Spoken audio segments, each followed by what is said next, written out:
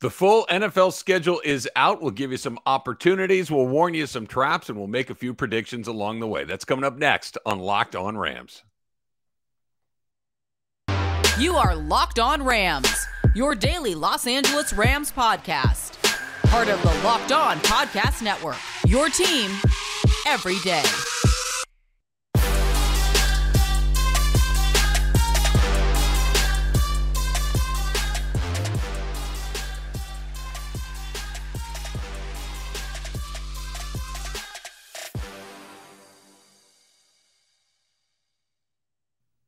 Thanks for making Locked On Rams your first listen every single day, free and available wherever you get your podcast, part of the Locked On Podcast Network. My name is Travis Rogers. I host Locked On Rams, and I host the Rams pregame and postgame show on their flagship station, ESPN 710, right here in Los Angeles, and a little Christmas present in May, right? We got the full NFL schedule out. Make sure you click that subscribe button on your podcast feed. Make sure you check us out on Locked On Rams on YouTube as well. That way you got us all the time, and we can break down your favorite team every single day. Okay, so we're going to talk about what I think may happen in different chunks of the season. I'll give you some predictions game by game. We'll give you some predictions overall, both best case scenario and what I hope we don't have to talk about for real, a worst case scenario as well. We'll give over some traps, some tough portions of the schedule, and then some opportunities as well. That's all coming up right now. So let's just get right into it. Let's talk about, let's just run it down very, very quickly. So I'm going to give this to you in quarters, right? Obviously, it doesn't break down quite as neatly as it used to now that we're on 17 games, but we're going to break it down into quarters, and we'll put that extra game in the fifth quarter of the season, or excuse me, the fourth quarter of the season. We'll get 5 games along the way. So Buffalo is the opening game of the season. I don't think that there's any huge surprise there. I think everybody knew it was either going to be Buffalo or Dallas because, well, Jerry Jones, if Jerry Jones wanted to be in the first game of the season, Jerry Jones was going to be in the first game of the season, but it didn't go that way. Buffalo gets the first game. That is a Thursday night. The Rams will open up the entire NFL calendar with a game at home at SoFi Stadium against the Buffalo Bills. Should be a fantastic game. As of right now, I just checked from our fans at BetOnline. The Rams are a 1-point favorite in that one, so basically a pick 'em. So they think that both of those teams are going to be very, very good. The two Super Bowl favorites from their respective conferences are very near it, so should be a great way to kick off the season. No big surprise. Then the Rams get a little bit of a break after that. They're going to be at home against the Atlanta Falcons, a game that they should win fairly comfortably, all things being even. And all of these things assume that there's no major injuries one way or the other, that everybody, what I'm about to tell you is assuming that everybody is about full strength when they play these. I know that's never how it goes, but it's really the only way to do that. They close out the second half of the first quarter, 2 road games, both division games, one in Arizona in week 3, and then they'll get their first Monday night game of the season. That's week 4 against San Francisco, also on the road up at Levi Stadium. So let's talk a little bit about that first quarter of the season. You get 2 at home, you get 2 on the road. I think best case scenario, the Rams get through that at 3-1. Right now, I hope to be wrong. I hope it's 4-0. But when you look at San Francisco, when you look against the Buffalo Bills opening weekend, and then you have the third game is a divisional game on the road against Arizona. I know they've handled them pretty well. If you can get out of there with 3 wins, I think you're pretty good. I think worst case scenario is a 2-2 opening month or so of the season, the first quarter of the season, that maybe you'll drop it to Buffalo, maybe you drop it to San Francisco, and then you win the other 2. I don't think that they only win one of those first 3, so I think 2-2 is the worst part there. Let's talk a little bit about the second chunk of the schedule. Now, this is where it gets a little interesting. The Rams actually get a very early bye this season. Last several seasons, the Rams have had a bye week late, usually double digits in the week, if not even a little bit later than that. They're going to get a bye week in week 7, so very, very early. I've always liked seeing a bye week come a little bit later on in the season because it just allows you to rest up those injuries that are kind of those accumulation injuries, the injuries of attrition. Those usually happen later on in the season. So you get it when you get it. There's not much you can do about it, but that bye comes in week 7. Who they play, it is a big, big opportunity for the Rams. I think that this is something, and we'll talk about this a little bit later on, but when we're talking about opportunities right here, the month of October is a giant opportunity for the Rams. Here's who they have. They get Dallas at home in SoFi. They get Carolina the week after that. Carolina not expected to be a strong team. You get a bye week, so you get to get refreshed a little bit along the way. And then you get San Francisco in that game at SoFi Stadium. We don't know whether it's a big game because we know what's it going to look like. Is it going to be all Niner fans again? Or the Rams fans going to push back? Or what are we going to see? Not quite the stakes that we saw them play the Niners last year at SoFi Stadium last week of the season. So they will be done with San Francisco by week 8 of the NFL season. I think that that's probably their stiffest competition in the division. So that could cut both ways, right? If you beat them both times, or if you get off to a good start and you can kind of put them a couple behind you, and then you've got half the season to go and you don't have to play them head to head again, that's a really good opportunity for the Rams right there. The flip side of that is, what if you lose both of them, right? Now, all of a sudden, you are chasing and you don't have a chance to play the team that you're chasing. That's why I think the opportunity is so big right there. That game comes up in week 8. Now, week 9, you go on the road, you go across country. You're going to take on the Tampa Bay Buccaneers and Tom Brady. Raymond James Stadium, that's coming up in Tampa week 9. That closes out the first half of the season. But think about what I just said. You've got 4 games in the second quarter of the season. All of them, or I should say 3 of them at home. In October, you're going to be at home almost the entire month. Carolina at home, Dallas at home. You got a bye week, then you got San Francisco at home. Then you got to go on the road to Tampa Bay. They need to play really well in that stretch. This is an opportunity to maybe go through that and win 4 of those games. I think, again, this is the NFL where everybody can beat everybody. So while they're supposed to win this game, you usually win those games, but not always. Those games that you're not supposed to win, you're going to grab 1 or 2 of those. So again, we're going with most likely scenario here. I think 3-1 through that second quarter of the season is a good opportunity. And again, much like the first one, I think 2-2, because you look at it, San Francisco, look, I know they beat them in the NFC Championship game, but that's been their kryptonite. That's been the bugaboo that they haven't really been able to get through during the regular season. So they've got them again. And then on the road against Tampa, I know that they've beaten Tom Brady 3 times. I know they've beaten him twice in Tampa, once here in LA. But again, it's Tom Brady. That's a very good team. They could presumably have their entire complement of weapons. I think that's going to be a tough game. Win 3 of them, you feel pretty good about it. Win 2 of them, again, depending on what you've done other places, we'll see. But the month of October, that stretch, Dallas, Carolina, bye week, San Francisco, at Tampa, you need to make some money there. That is your opportunity to really go get some things done in that second part of the season. Okay, so that is the first half of the season. We're going to go through the second half of the season. We're going to continue to talk about some of those traps. We're going to continue to talk about some of those opportunities, and we'll continue to give us your prediction. I'll give you my predictions as well. That's all coming up right here on Locked On Rams, but not before we talk about BetOnline. You just heard me mention them there a little bit ago. We know that the Rams are 1-point favorites on opening night against the Buffalo Bills at SoFi Stadium, and that's why they're our partners at BetOnline, the #1 source for all of your betting needs and sports information. For all the latest odds, news, and sports developments, including this year's basketball playoffs, Major League Baseball scores, fights, and even next season's NFL futures. BetOnline is your continued source for all your sports wagering information, from live betting to playoffs, esports, and more. Head to the website today or use your mobile device to learn more about the trends and action. BetOnline, where the game starts. Okay, so let's go into the second part of the season. Maybe I think this is where most of the traps lie in the Rams' schedule. Let's go through the third quarter of the season. It's split evenly between road and home games. You're going to be home against the Arizona Cardinals. They lost to Arizona last year. It's the one time they've lost to the Cardinals in the Sean McVay era. It was week 4 last year at SoFi Stadium, and Kyler Murray ran circles around the Rams. He was terrific. The Rams really didn't have an answer for him. Now, they took care of business later on a Monday night, and then they certainly did it in the playoffs in that wild card round, but they're going to open up the second half of the season at home against the Arizona Cardinals. Then back-to-back road games, one in a very tough place to play, New Orleans, right? The New Orleans Saints, not expected to be a particularly strong team, but, you never really know for sure. And New Orleans is a tough place to play. There's a lot going on there, and I'm not talking about the nightlife and Bourbon Street and all that. It's just that Saints fans they're aggressive, right?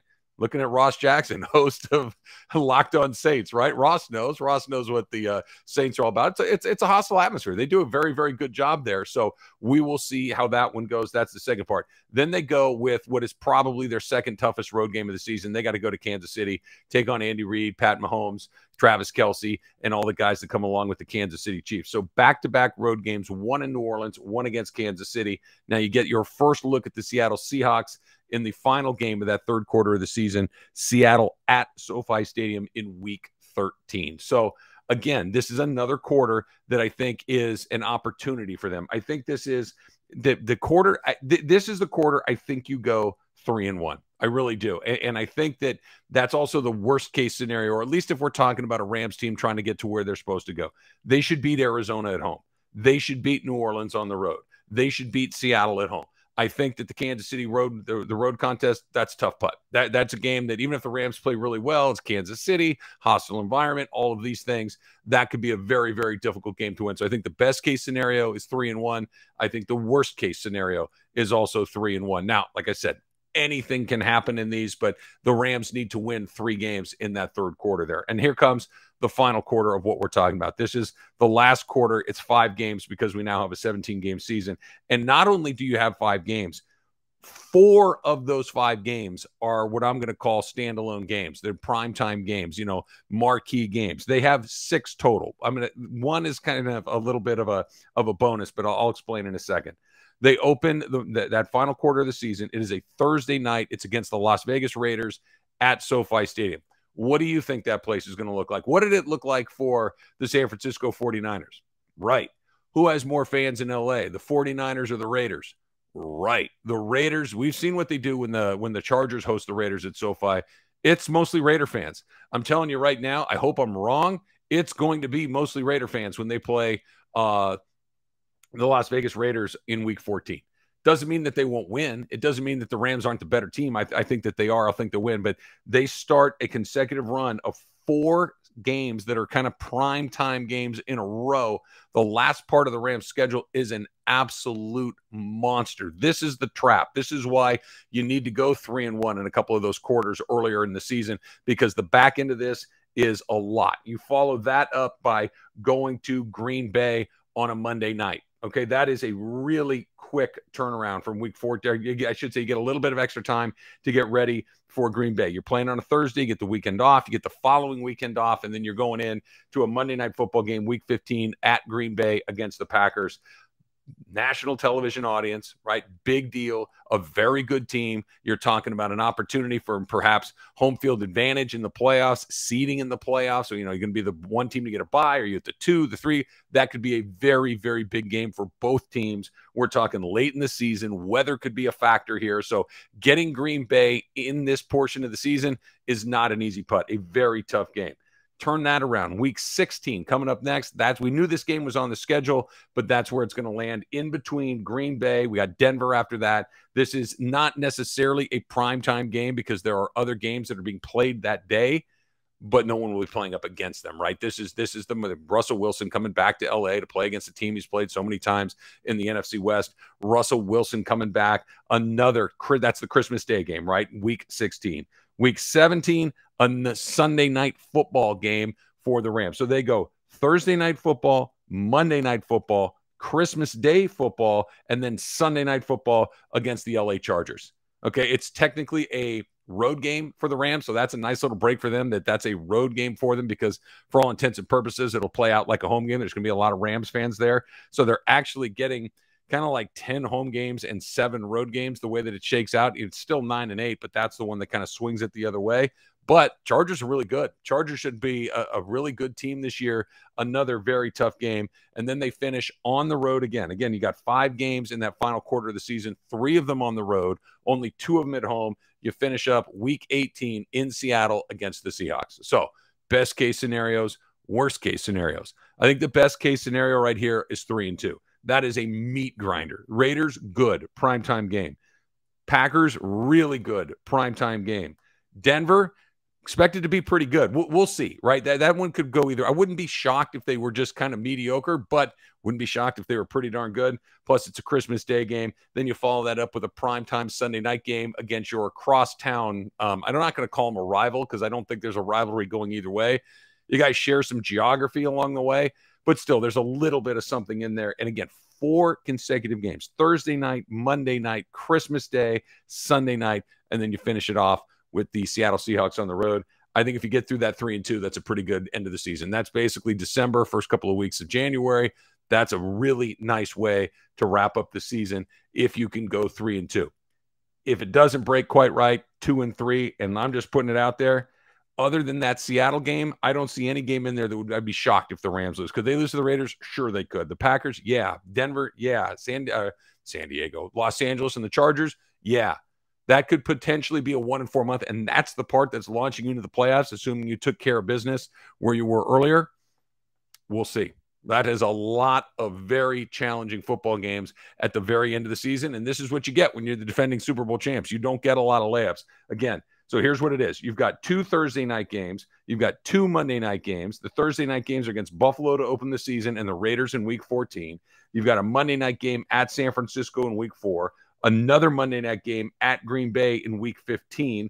So we're looking at those 2-2, 2 in SoFi, 2 on the road. Christmas Day at SoFi against the Denver Broncos. And then, of course, you're back at SoFi again as the road team on Sunday Night Football against the Los Angeles Chargers. And eventually, somewhere probably in the year 2046, I'll start calling them the LA Chargers. It's the San Diego Chargers, a very hard habit to break. So let's talk some predictions. How's it going to shake out? Best case scenario, worst case scenario? That's coming up next.